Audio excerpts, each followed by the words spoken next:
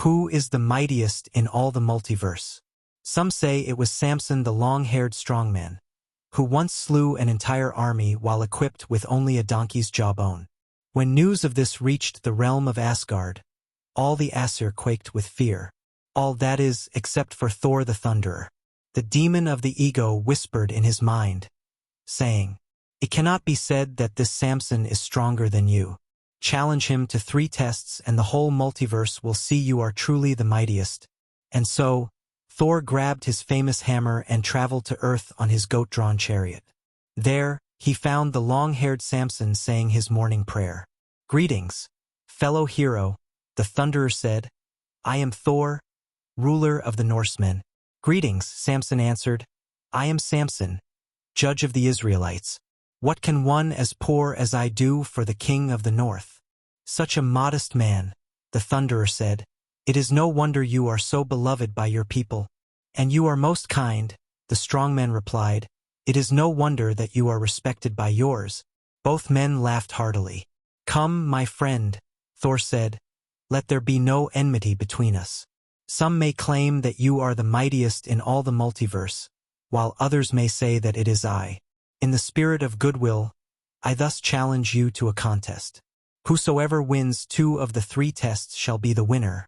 "Excellent idea," Samson said, "as long as it is held in the spirit of goodwill. I accept your challenge. What shall be the first test?" "The test of speed," Thor answered. "Whoever can touch the moon and return to this spot first shall be the victor. Are you ready?" "Yes." "Then let us begin." The ruler of the Norsemen made his chariot take off into the air, and the judge of the Israelites watched him fly towards the crescent moon. But Samson was not dismayed. "Lord," he prayed, "give me strength." And he leaped such a leap that had never been seen before. With a single bound, he sailed past Thor's chariot and reached the moon first. Then, with a second leap, he flew back towards the earth and landed on the designated spot. Once the Thunderer saw that he had been beaten, the demon of the ego crept back into his brain and made him imagine all manner of violent fates for the long-haired strongman. But Thor repressed these evil thoughts and approached Samson with a smile. "Good, my friend," he said, "you have defeated me. The next test shall be the test of appetite. Take the goats who draw my chariot and have them roasted with fine herbs. The power of my hammer can restore them to life afterwards. Whoever can eat an entire goat will be the victor." And so Samson had the goats slaughtered and roasted just as Thor had instructed, and they both sat down to eat. Thor finished his entire meal. Samson, on the other hand, divided his into portions and gave what he did not eat to the poor, saying, "It is better to give to others than to eat what you do not have an appetite for." When Thor heard this, he felt guilty for eating an entire goat himself. But, once more, the demon of the ego poisoned his mind, saying, "Is it not right that you should eat your fill? Feel no pity for those who can't eat theirs." And so, the Thunderer's heart was hardened. For victory was his this time. As soon as the meal was finished, both heroes rose from where they sat. "The final test," Thor said, "is the test of strength. Over there lies Bald Mountain. Let us see if you can outdo this." Thor threw his hammer at the mountain, and the strength of his blow created a crater on the rocky side. Samson smiled and picked up a pebble from the ground. "Lord, give me strength." He prayed and threw the stone with such force that the mountain was reduced to rubble. Then, the ground began to shake, and a sinister serpent made of fire rose from the hole in the ground where Bald Mountain had once stood. "Free at last," it hissed. "Since the creation of the world, I was trapped beneath that mountain.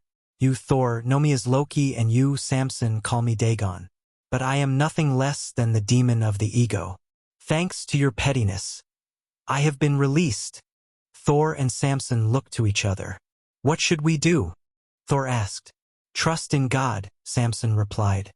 The Thunderer, using his special gifts, called his hammer back to his hand. "Lord," he prayed, "give me strength." Thor threw his weapon directly at the demon's forehead. Like Goliath, it fell and landed back in the hole from which it had risen. "Lord," Samson prayed as well, "give me strength." Straining his mighty muscles, the strong man pushed the rubble that had once been Bald Mountain back over the hole, trapping the demon once again. As soon as Samson's task was finished, Thor knelt before him. "I concede defeat," the Thunderer said. "Truly you are the mightier." "Do not bow to me," the strong man said. "I am not divinity and my strength is not my own. Neither of us is really mightier than the other." "Then who?" Thor asked. "Who is the mightiest in all the multiverse?" Samson smiled and answered.